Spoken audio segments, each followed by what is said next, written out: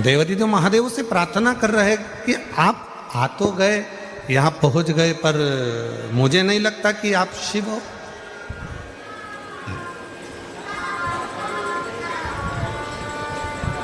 मुझे नहीं लगता कि आप शिव हो।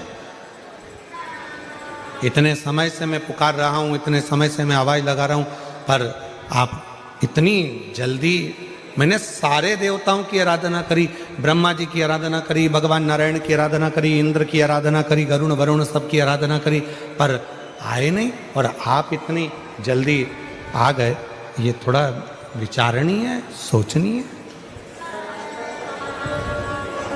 कैसे आना हुआ? शिव जी बोले कि आपने साधना करी है, तप करा है, और ऐसा नहीं है कि मैं जल्दी नहीं पहुंचता। शिव महापुराण की कथा कहती है, भगवान शंकर कहते हैं कि मुझे केवल हृदय से, भाव से जो पुकार लेता है, मैं तुरंत पहुंच जाता हूं। आ जाइए, तुरंत पहुंच जाता हूं। शिव जी की कृपा से मैं माइंस अधिकारी के पद पर नियुक्त हो गई। मैं बाबा को धन्यवाद देने के लिए आई हूं कि मेरी गवर्नमेंट जॉब लग गई। मैं शिव को प्रणाम करने, ये शिव भक्ति है।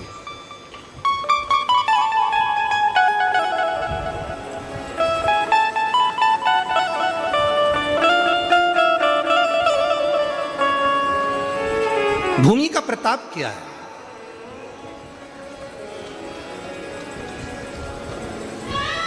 कितना प्रबल प्रताप होगा भूमि का, जरा विचार करिएगा।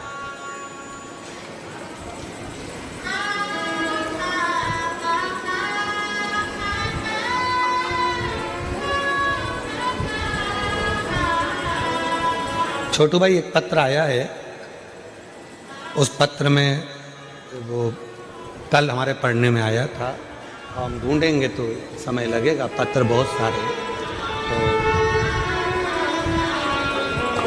तो उस पत्र में एक बड़ी सुंदर बात लिखी थी सूरत कथा की। कहा, गुरुजी,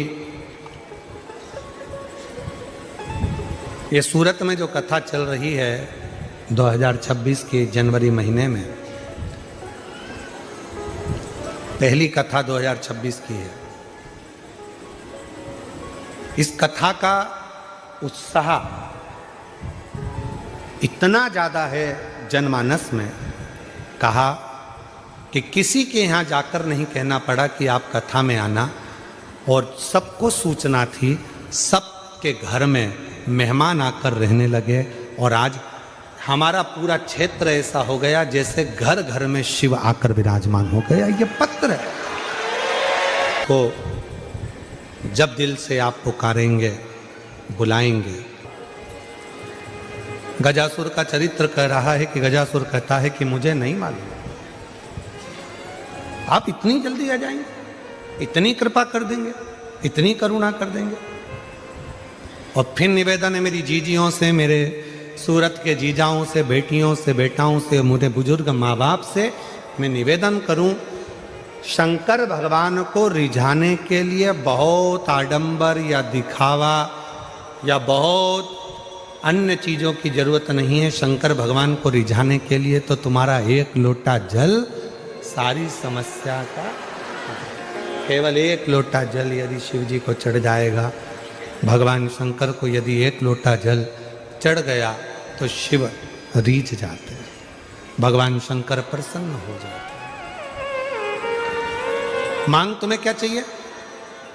शंकर भगवान ने जैसे कहा कि मांगो, तो गजासुर ने उसी समय पर कहा, प्रभु मुझे बस इतनी कृपा कर दो कि मैं आपका जो तप करता हूँ, आपकी जो साधना करता हूँ, आपका जो तप करता हूँ, साधना करता हूँ, उस तप साधना को करते समय छोटे छोटे जीव जंतु मेरे पास में आ जाते हैं और मुझे तप नहीं करने देते। मेरे शरीर में से चारों तरफ से अग्नि निकलने लगे, जिससे कोई मेरे पास में ना आए और मैं आपका भजन कर सकूं। शिव जी ने वर दे दिया, गजासुर तू जहां तप करने बैठेगा, तेरे शरीर में चारों तरफ से अग्नि प्रकट होना प्रारंभ हो जाएगी और कोई जीव जंतु तुझे कष्ट नहीं देगा। तेरा तप साधना आराम से हो सकेगा, अच्छे से हो सकेगा।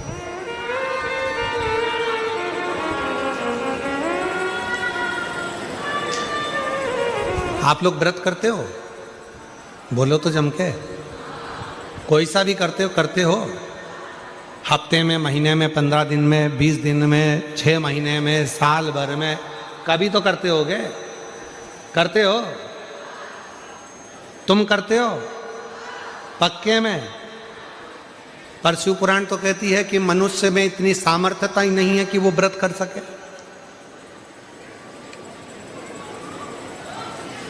शिव महापुराण की कथा कहती है कि संसार का कोई मानव किसी भी देवता का व्रत कभी नहीं कर सकता। व्रत कब करता है? जब वो देवता स्वयं उसके हृदय में विराजमान होकर उस व्रत को सफलता देना चाहता है, तब जीव उस व्रत को कर पाता है। एकादशी का व्रत करोगे, स्वयं नारायण अगर आपके अंदर विराजमान है और वो कृपा करेंगे तो व्रत हो पाएगा, नहीं तो दिन भर में कहीं ना कहीं फिर वही लोचा आ जाए।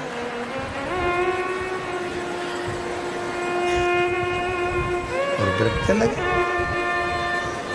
पशुपति व्रत कर रहे हो, सोचा था मेरा आज का तीसरा व्रत है, सोमवार का पूरा कर लूंगी, और मालूम पड़ा व्रत तो करने बैठी थी और मालूम पड़ा कि कोई अड़चन आ गई और व्रत रह गया। बोलो, तुम करते तो व्रत पूरा हो जाता, पर बाबा ने पुराण की कथा को आप श्रवण करने के लिए आए हैं, उसमें भगवान स्वयं करुणा कैसे करते हैं वो कथा यहां चल रहा है।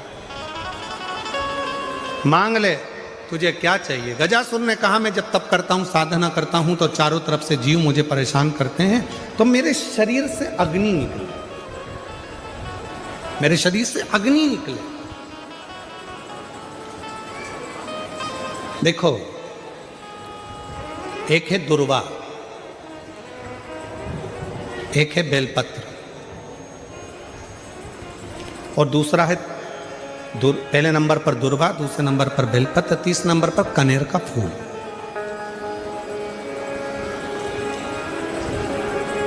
कोई अच्छा कार्य करते करते कई माताएं ऐसी होती हैं जो अपने प्रेम करती हैं परिवार से, ऐसा नहीं कि नहीं करते, स्नेह करते हैं। कई पुरुष भी ऐसे, परिवार से बहुत प्रेम होता है, स्नेह होता है, पर अंदर कहीं ना कहीं ऐसा लगता है मेरा बेटा वहां जा रहा है, कुछ गलत ना हो जाए। कभी कभी ऐसा लगता है कि ये काम होने वाला है और इसमें कुछ गलत ना हो जाए। कई बार शादी पक्की हो रही है, रिश्ता पक्का हो रहा है, या कोई घर में अच्छा कार्य हो रहा है और मन में संशय उत्पन्न हो जाता, कहीं गलत ना हो जाए। मतलब उसके अंदर कहीं नेगेटिविटी आती रहती है, ये वो सोचती रहती है, उसके अंदर एक कुछ ना कुछ ऐसा तत्व चलता रहता है जिससे वो बुद्धि में, विवेक में वो चीज़ उसके आती रहती है। तो शिव महापुराण में गजासुर की कथा कहती है कि गजासुर ने भगवान शंकर से वर मांगा कि मैं जब आपका भजन करूं, तप करूं, साधना करूं, तो मेरे पास में अग्नि चारों तरफ हो जाए। खींच कर बोलना पड़ रहा है। ये अग्नि मेरे चारों तरफ हो जाए, जिससे मैं आपका तप, आपकी साधना अच्छे से कर सकूं। डिले कम कर कर गला खींचना पड़ रहा है बोलने में। मैं आपका तप, आपकी साधना आराम से कर सकूं। शिव जी ने वर दे दिया, जब तुम तप करने के लिए बैठोगे, साधना करने बैठोगे, भजन करने बैठोगे, तब तुम्हारे चारों तरफ अग्नि प्रकट हो जाएगी। जिन माताओं को, जिन भाइयों को, जिन बेटियों को, जिन बेटाओं को, जिन मेरी बुजुर्ग माँ बाप को ऐसा लगता है, अंदर से ऐसा महसूस होता है कि कुछ गलत होने वाला है, कल कुछ गलत होने वाला है, मेरे पति के साथ ये गलत होने वाला है, मेरे बेटे के साथ ये गलत होने वाला है, या मेरे साथ कुछ गलत होने वाला है, जिसकी बुद्धि में केवल नेगेटिविटी चलती रहती है, उसको 3 चीजें शंकर भगवान को प्रदोष के दिन अवश्य चढ़ाना चाहिए। क्या क्या चीज?